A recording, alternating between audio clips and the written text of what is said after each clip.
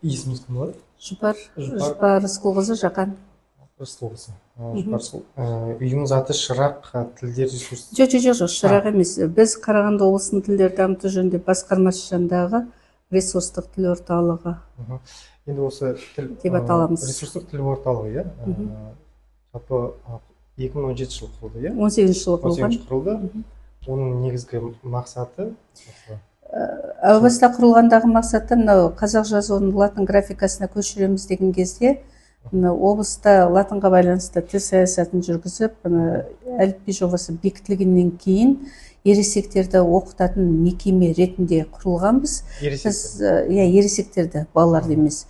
Осы бағытта біраз жұмыс жасадық, жоспарымыздың бәрін солай қарай бағыттап, біраз дүниені жоспарладық. Енді мынау былтырдан бері кішкене жұмыс тоқтап қалды деуге болмайды. Біз әлі жүргізіп отырмыз. Республикада латын бойынша саясатын жүргізіп отырған, латында насихаттап, түсіндіру жұмыстарын әлі күнге дейін жүргізіп отырған бірақ мекеме бар, осы мекеме. Осы қандай жобалар бар қазір әлі латын әрпіне түсіндіру жұмысы? Латын әліпбиіне байланысты енді жобаларды біз осы кеңінен жоспарлағанбыз. Ең бірінші кезекте оқыту курстары өткіземіз дедік. Әу баста латынның кейбір нұсқалары шыққан кезде оқыту курстарында өткізіп жүрдік. 36 сағаттық, 24 сағаттық, 18 сағаттық курстар өткізілді біздің мекеме тарапынан. Осы жақында бір ай бұрын Қазсунода Қарағанды университетінің ғалымдары өтініш жасады. Неге десеңіздер, ол кісілер жалпы бағдарламаға латынды енгізіп қойыпты дағы, енді өздерінің біліктілігін арттыру керек күні талап бойынша. Біліктілікті арттыратын мекеме жоқ қазір. Сол себепті бізге өтініш жасап, біз сол тапсырманы орындап бердік, курстарын өткіздік. Кафедраның бүкіл құрамы курстарын өтті. Енді бұл жұмыстың ең негізгісі сол курс деген, оның сыртында дөңгелек үстелдер өткізіліп тұрады. Сосын насихаттау, таныстыру жұмысының ең жақсы түрі, формасы тренингтер. Біз осы уақытқа дейін әжептәуір мекемеге барып, оның ішінде мемлекеттік қызметшілер де бар, азаматтық қызметшілер де бар, сосын жекеменшік мекемелер де бар, әртүрлі мекемелер сұраныс бергендері бар, я болмаса өзіміз сөйлесіп, тренингтер өткіздік, семинар тренингтер өткізілді, ақпараттық сағаттар, түсіндіру сағаттары, әртүрлі формада түсіндіру жұмыстары жүргізілді. Ол бір негізгі түсіндіру бағытында. Екінші жұмыстың бағыты біз әлеуметтік желіде үнемі түсіндіру жұмысын түрлі жобалар арқылы жүргізіп отырамыз. Латын караоке деген жобамыз бар. Қазақтың белгілі әндерін караокесін беріп, енді мәтіні латын графикасымен бергенде соны оқып кішкене көз дағды, қол дағды деген қалыптасады ғой. Одан кейін осы әліпбидің нұсқасымен таныстыру мақсатында сөздер сөйлейді, әріптер сөйлейді деген жобалар болды. Ең жақсы жоба әлі күнге дейін үздіксіз жүргізіліп келе жатқан бүгінгі жобасы белгілі ғұламалардың, атақты адамдардың қанатты сөзден латын графикасында береміз. Биылғы жылы Жазушылар одағының 90 жылдығына орай осы өткен айдан бастап белгілі ақындардың өлең шумақтарын латын графикасында беріп жүрміз. Енді бұл біз атқарған жұмыстың бір бөлігі ғана, өте көп жобалар жарияланды әлеуметтік желіде. Алдағы уақытта латын бекіген кезде, мысалы, егер осы қазір насихаттап жүрген қолданыстағы деп айтуға болмайтынша, бірақ насихатталып жүрген жетілдірілген әліпби жобасы бекіген болса, енді осы жобаны әрі қарай жұртқа жеткізу, насихаттау, түсіндіру мақсатында біздің жобаларымыздың беретін көмегі зор. Енді мынау 5-6 жылда енді қанша адам осы? Енді ол жерде тек қана латын қарпіне ғана емес, сондай қазақ тілінде мемлекеттік тілдің дамуына қатысты жұмыстар жүргізген болады, иә? Бұл аудитория дегенде біз әр жылы әртүрлі аудитория қамтыдық. Қазір енді меске нақты жоқ, статистикалы оның бәрін көтеру керек. Жаңа айттым ғой, мекеме ашылған жылы бастапқыда біз бәленбай мыңға дейін адамдарды осы түсіндіру жұмысына жұмылдырдық. Ересектерді, бірақ арасында мектептерден өтініш болды дағы, біз мектеп оқушыларын да тарттық. диктант жазууга байланыштуу жобалар болду. Мектеп окуучулар негизи жылдам жазат үлкөндөрдөн. Олар тез окуйт, тез жазат, абден жаттыккан, колдору бар калыптаскан. Бирок латын биздин жумушубуздун бир багыты гана. О баста негизги багыт болду, бирок азыр энди кичкене жумуштун токтоп турууна байланыштуу биз мемлекеттик тил саясатын насихаттоо багытындагы башка жумуштарды да колго алып жатырмыз. Сонун бирөө мемлекеттик казак тилинин адистемесин жетилдирүү маселеси. Бул окутуу адистемесине катысты семинар, тренингтер, дөңгөлөк үстөлдөр уюмдастырып отурабыз. Соңку жылдары бир жакшы үрдүс калыптаскан. Жогорку окуу орундарынын практикалык казак тили кафедрасынын каалымдары менен бирлешип отуруп уюмдастырабыз. Осы быйыл гана Наурыз айында Абылкас Сагынов атындагы техникалык университеттин казак тили кафедрасы каалымдары менен окутуучулар менен бирлешкен тамаша семинар өттү. Мындай семинарлар жалгасады. Медицина институту менен сосын Караганды университетинин туура бир быйылдан баштап деп айта алмайбыз, тек гана быйыл бир нече жоспарланып отур. Bunday шара бурун да болгон. Сосын пандемиянын кезинде биз онлайн семинарларды көп өткөздүк. Эми талап солай болду го, онлайн түрдө иш-чараларды жүргүзүңүздөр деди. Сол кезде республикалык деңгейдеги семинарларды көп уюмдастырдык. Өзүбүз менен ынтымакташтык байланыста жумуш жасап жаткан өзге өңүрлөрдөгү, өзге облустардагы әріптестерimiz менен биригип, сонун ичинде Петропавл, Солтүстүк Казакстан, Акмола, мисалы Чыгыс Казакстан, Актөбе, Жамбыл облусу, Алматы облусу, Түркістан облысы, бірнеше облыспен біріккен жұмыстар жүргіздік. Енді мен жаңа біз көріп қалдым, жоспарларыңызда тағы да басқа жобалар бар екен, өзге этностармен де жұмыс жасау жобалары бар, иә? Бар. Енді біздің негізгі мақсатымыз, жаңа айтып кеттім ғой, тіл саясатын насихаттау. Ол насихаттау жұмысы енді бір қатып қалған, бір үлгіде ғана жүргізілсін деген бір нұсқаулық жоқ. Сол мәселені жүзеге асыру үшін не нәрсе тиімді, қандай тиімді жолдары бар, соның барлығын қолға аламыз. Енді соның бір түрін айтайын, биылғы жылы қолға алынған біз мемлекеттік тілде сөйлейміз деген жоба мектеп оқушыларымен жүргіздік. Бұл жобаның негізгі мақсаты мектептердегі қазақ тілінде жақсы сөйлей алатын балаларды насихаттау. Өзі елбасының, қазіргі президенттің негізгі саясат тілге қатысты ұстанымы сол ғой, өзге этнос өкілдерін насихаттау, ынталандыру мәселесін қолға алыңыздар деп. 11 мектеппен жұмыс жасадық әзірге. Енді біз соңғы қорытынды жиын өткізгенде қалалық білім бөлімінің әскерлері келіп қатысты дағы, ол кісілерге ұнап әрі қарай жаңа оқу жылынан бастап қала мектептеріне жаппай енгіземіз деді. Біздің жоспардың өзі міне сатылап ең бірінші 11 мектепте бастадық. Биылғы оқу жылында қала болып қолға алса, одан кейін келесі жылы облыс көлемінде қолға алынсын деген. Соның іске асу жайында оның эффектісі, мысалы түсінемін, өзге этностар жаңағы әлеуметтік желілер арқылы, басқа да жолдар арқылы насихаттау, жаңа қаралымға байланысты, аудиторияның қатысуына байланысты. Және ол ақпарат кімге жетеді? Жаңағы қазақ тілді аудиторияға көп жетеді ме, әлде орыс тілді аудиторияға көп жетеді? Екі аудиторияға бірдей жетеді. Өйткені біз бұл жоқ, ол орыс аудиториясы деген қазақша сөйлей алмайтын адамдар түсінбейді. Ал енді орыс аудиториясының өзі екі түрлі ғой. Біреулері түсінетіндер ол ақпаратты оқиды, көреді, танысады, сосын арасында өздері де тілек білдіруі мүмкін, сондай неге үлес қосуға. Осы өзге ұлттардың арасындағы түсінетіндер қанша? Жоқ, енді ондай нақты зерттеу жоқ. Біз шамамыз жеткенше мекемелерге барғанда қазақша сөйлейтін адамдар болса, түртіп алып, аты жөнін бәрін өзімізге белгілеп қоямыз. Сөйлейтіндер жоқ, қазақша сөйлей алатындар. Ал енді әлеуметтік зерттеу нақты жүргізілген жоқ. Осынша мына ұлт өкілінің саны осындай, осыншасы қазақша біледі деген ондай зерттеу жүргізілген жоқ. Биылғы жылы басқарма басшысы бізге сондай бір ақпаратты дайындап қойсаңыздар деп тапсырма берген. Сосын өңірлерге хат жаздық, мекемелерге хат жаздық, бірақ білесіз ба, бізге ақпаратты өтірік бере салады. Оны арнайы әлеуметтік зерттеу болмағаннан кейін әйтеуір мекемеде жұмыс істейтін өзге ұлт өкілдерін теріп бергендер де болды. Оны тексеріп байқағанда олар енді тілді білмейді.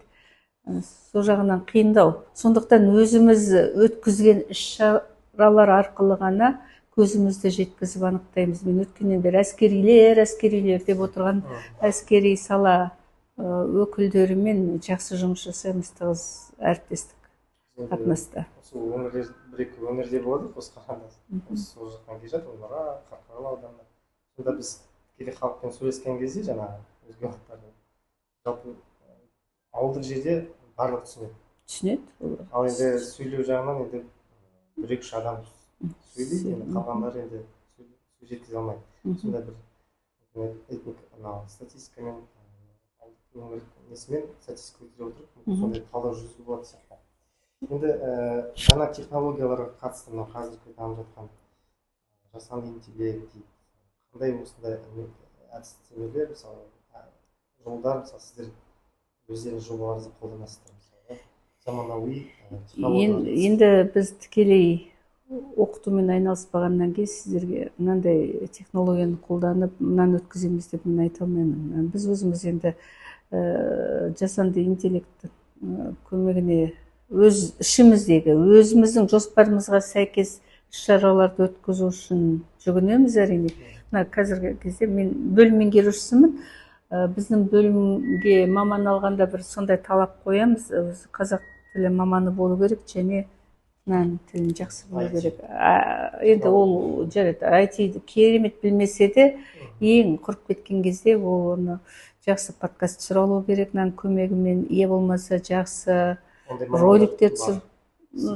Мына Ақерке деген қызымыз отыр, ақырын үйреніп келе жатыр сондай дүниелерді. Енді бізде бағдарламашы инженер жүйе техника, ол андай-мындайдың бәрін істей алмайды. Сол себепті бөлімнің мамандарының өзіне жүктейміз, сен істейсің деп осындай жұмыстарды. Ал енді сіздің сұрағыңызға нақты жауап беретін болса, жалпы Қарағанды облысы осы пандемияға дейін де мынау ақпараттық технологияның мүмкіндігін пайдалана отырып мемлекеттік тілді оқыту курстарын ұйымдастыру мәселесін жақсы жолға қойды. 100% деп айту қиын шығар. Мысалы, жекеменшік оқу орны бар.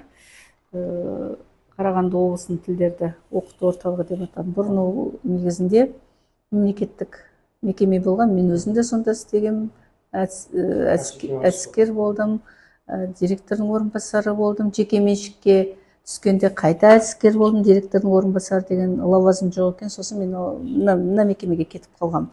Бірақ ол мекемеде STEM жүйесі бойынша сабақтар жақсы жүреді.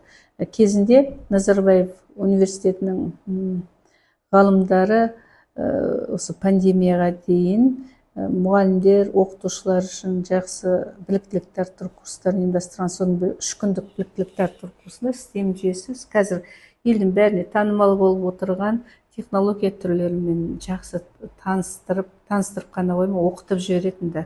Жаңағы оқыту орталығының мамандарының көпшілігі сол Назарбаев университетінен біліктілікті арттырған. Жалғыз ол орталық емес, Қарағанды облысында қазір жұмыс істеп жатқан орталықтың өкілдері 100% деп айту қиын, өйткені кейде біреу келіп, біреу ауысып жатады. Бірақ бұрыннан бері істеп келе жатқан мамандар біліктілігін арттырған.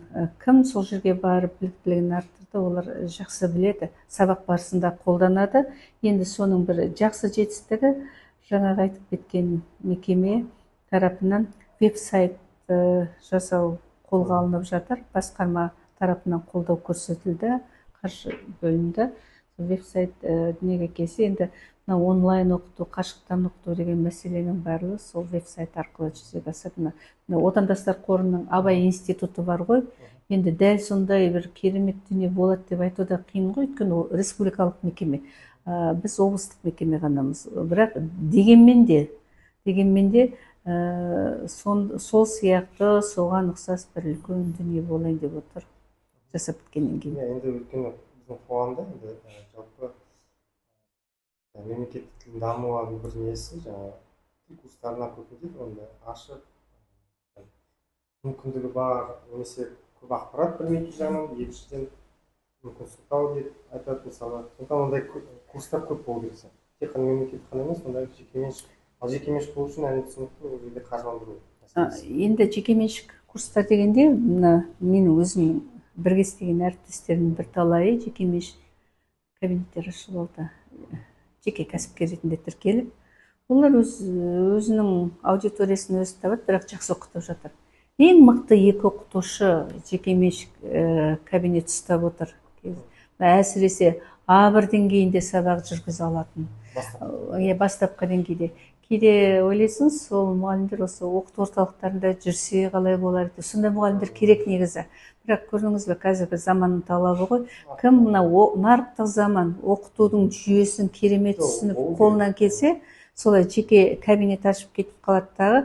Мына оқыту орталықтарына кішкене жастар келеді, басқа мамандар келеді. Сонымен мәселе кейде бір шиеленісіп кететіндей жағдайлар болады. Тағы да бір мәселе, оқыту туралы айтып жатсақ, әдістеме. Мына оқытудың әдістемесін жетілдіру, заман талабы әрине ақпараттық технология мүмкіндігін кеңінен қолдануға келіп тіреледі. Ол өз алдына. Ең бастысы оқу әдістемелік өнімдер негізгісі оқытатын. Ол мынадағы бағдарламамен сіз лексикалық минимумды білмей тұрып, грамматикалық минимумды білмей тұрып, сөйлеу әрекетінің түрлерін бір-бірінен ажыратып түсіндіре алмай тұрып, сабақ жүргізе алмайсыз. Қанша жерден айтишник маман болса да. Ол техниканың ғана тілін біледі, тілдің ішкі иірімдерін білмеген адам, ғылыми тұрғыдан оны жеткізе алмайтын адам, өзі түсінбейтін адам, автоматты түрде ашық сабақтар көрсетіледі ғой, показуха сабақтар, сол сияқты ғана болып шығады. Мен өзім соған қарсымын. Өйткені неге десеңіз, Қарағанды облысында тағы да бір айта кететін үлкен жетістік, оқытуға арналған оқу құралдарын біз өзіміз әзірлейміз. Республикада бірден бір жақсы оқу құралын, керемет сөзсіз, мінсіз деп айтпаймын, жақсы деген сөзге тағы да мән берейін. Оқу құралын әзірлеп шығарған осы Қарағанды облысының адамдары. Соның ішінде қазір 5 деңгейлік сарыарқа оқу әдістемелік құралы көпке таралған. Енді мен өзім соны айтып қояйын. Ол жобаның авторы өзіммін. Кезінде басқарма басшысына осындай дүние шығарсақ деп өтініш айтқам, сұраныс жасағам. Басқарма тарапынан қолдау тауып қаржы бөлінді да соны шығардық. Енді неге 5 деңгейлік деп атады, білесіз, оқыту Евростандарт бойынша жүзеге асырады. 6 деңгей бар, бірақ 6-шы деңгей енді сіз бен біздің деңгейіміз болу керек. Кәдімгідей, сол себепті 5 деңгейлік оқу құралы жарық көрді. Ал енді Алмагүл Ақмашқызының жаңағы жекеменшік оқыту орталығының тағы да бір жетістігі, енді сол оқу құралын жаңғыртып, кішкене толықтырып қайта жасап жатыр. Осы былтырдан бастады, 5 деңгейін қайта әзірлемекші. Енді соңғы сұрақ болсын, енді жалпы осы өңірлерге байланысты, Қарағанды облысы қазір облыс аудандар өзгерді ме енді? Көбінесе енді мынау Қарағанды агломерациясындағы өзге ұлттар басым қалалар, моноқалалар дейді. Саран, Теміртау, Шахтинск. Ол жақтағы жағдай түсінікті. Енді басқа аудандар, енді ол жақта кішкене деңгей жағдай басқаша енді. Осы сіздер енді өңірлер шығып тұрасыздар ғой, біз шығамыз. Сонда қандай негізгі сәтті нелер болып мысалы? Сіздің әдістемелеріңізбен оқып жатқан Қарағанды облысындағы облыстық орталық болғаннан кейін біздің міндетіміз әдістемеге қатысты жұмысты үйлестіру ғой. Сол себептен де біздің өңірдің бәрі осы жерден құрастырылған жаңағы сарыарқа оқу әдістемелік кешенімен оқиды. 120 сағаттық бағдарламамен бастағанбыз кезінде, бірақ көрдіңіз бе, 120 сағаттық бағдарламамен күн сайын оқыту керек. Кезінде Нұрлан Нығматуллин мырза облыс әкімі болып тұрған кезде соғысы қол қойып кеткен бір жақсылығы тілді оқыту. Күнді оқысын, үзіліссіз оқысын. Біз солай бәлен-бәл жыл оқытып келдік дағы, енді қазір қарап отырсаңыз күнде сабаққа 3 ай бойы келу деген абсурд. Неге? Себебі оның қызметшінің іс сапары болады, қызметші ауырып қалады, қызметшінің басқа жұмысы болады, жиналысы болады, кейде сабақ босатып алады. Сол себепті енді мен өзім әдіскер, осы жұмыстың басы қасында болған әдістеме мен айналысып жүрген адам ретінде әріптестерге өзім ұсыныс жасадым, сағатын кішкене ықшамдап 3 күн оқытатын қылыңыздар. 5 күн жақсы, айтарға бұл өзі күнде кәдімгідей тұрақты тілдік орта құруға таптырмайтын жағдай ғой, бірақ тілдік орта құру бардағы екінші жаңағындай себептер бар. Соның барлығының басын қосып келген кезде сабаққа қатысушыға қиындау болады. 3 күн қылып солай оқытыңыздар деп. Мына Шырақ оқыту орталығы соны қолға алды. Қазір Саран мен барлық жер солай оқиды, айтпақшы, өңірлер. Алмагүл Ақмашқызының орталығынан басқа. Енді ол кісілер жекеменшік болғаннан кейін басқарманың тапсырмасын орындайды, басқарманың осынша адамды оқытып бересіз деген, бірақ енді ішкі жұмысына мен қоса қалмаймын. Сен солай оқыт, былай оқыт деп айта алмаймын, бірақ өңірлерге ұсыныс жасадым. Олар 3 күн оқытып жатыр. Енді мынау әдістемелік несінде мынау біз айтады ғой, ауылдың тілі енді қазақ тілі, қалам тілі көбесі орыс тілі. Осы әдістемелік несінде ескеріледі осы жағдай, әлде барлығында бірдей? Жоқ, ол ескерілу үшін, көрдіңіз ба? Ол ескерілу үшін болған кәдімгідей үлкен дайындық керек. Әр аудиторияға арналған бағдарлама керек, әр аудиторияға арналған оқу құралы керек.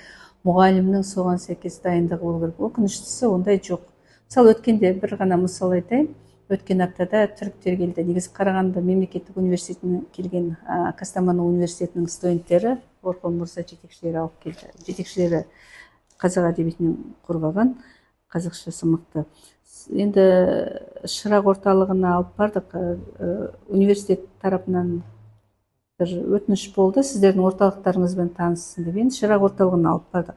Сосын Әсия ханым бәрін түсіндірді. Bir кезде сайт бар ма деген сұрақ қойды Орхон мырза. Сосын мына ақпараттардың барлығы мындай қалай жинақталған, жаңа сіз сараптама жасалған ба, талданған ба деген сұрақты қойып отырсыз, жол жөнекей. Жоқ, ондай жоқ. Енді бір жағынан жоқ болатын себебі дәл Шырақ орталығының ашылғаны 2 жыл болды, 2 жылда ол үлкен жұмыс. Ал енді 2 жыл емес, 5 жыл, 10 жыл, 15 жыл болған орталықта ондай деңгейге көтерілген жоқ. Мен өзім 3 жыл бұрын Анкара университетінің бір ұйымдастырған онлайн курсына қатысып түрік тілін оқыдым. Енді университеттің сайтында тіл оқытуға байланысты не жоқ? Ол оқу құралдары, әдістемелік өнімдер өз алдына кәдімгі көркем шығарманың бәрі тұнып тұр ғой. Әлем әдебиетінің ең керемет деген мысалдары, ертегілері, аңыздардың бәрін бейімдеп, адаптация жасап, сайтқа енгізіп тастаған. Ананы көрдім де ойладым, біз ол заманға қашан жетеміз деп. Сондықтан жаңа сіздің қойып отырған сұрағыңызға менің жауабым, бізде жалпы Қарағанды емес, республика бойынша тілді оқыту бір сарында ғана жүріп жатыр. Ой, анау систем бойынша, анау бойынша, мынау бойынша деген бәрі, білмеймін, менің ұғымымда адамның өзінің, мұғалімнің сөйлеу тілі мықты болып, мұғалімнің өзінің әдістемелік базасы ғылыми тұрғыдан мықты болмайынша, сосын қалғандарының барлығы айта алмаймын. Онда сіздің ақталмай қояйық. Жақсы.